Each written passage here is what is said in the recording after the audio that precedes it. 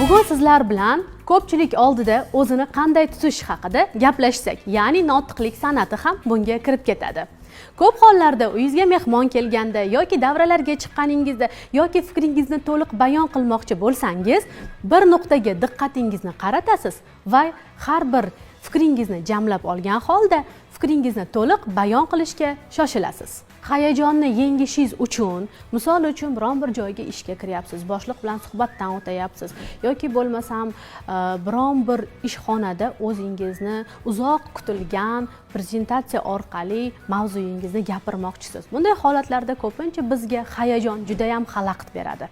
Hayajonni yengish uchun avvalambor bir kun oldin oynaga qarab o'zingiz bilan o'zingiz suhbat qurasiz va oynada o'zingizni boringizcha qabul qilasiz. Shu orqali o'zingizda ishonchni uyg'otasiz va bu ishonch paydo bo'lgandan keyin ertaga biron bir narsani gapirayotganingizda insonlarni ishontirishingiz oson bo'ladi. Bolalardagi hayajonni yengish uchun uyda kichkinagina stul orqali bolani shu stul ustiga o'tkazib yoki turg'azib qo'yish tavsiya qilinadi. Misol uchun she'r yodlash yoki bo'lmasam hammani oldida raqsga tushib berish ko'pincha bolalarning qo'lidan kelmaydi va buni oqibatida bolalar yopilib qoladi. Uy sharoitida kichkinagina stulchani ustiga farzandingizni chiqarib qo'yib, shu stulchani ustida ko'proq fikrni bayon qilish, ko'proq she'r aytish, ko'proq qo'shiq kuylash tavsiya qilinadi. Xayr, omon bo'ling.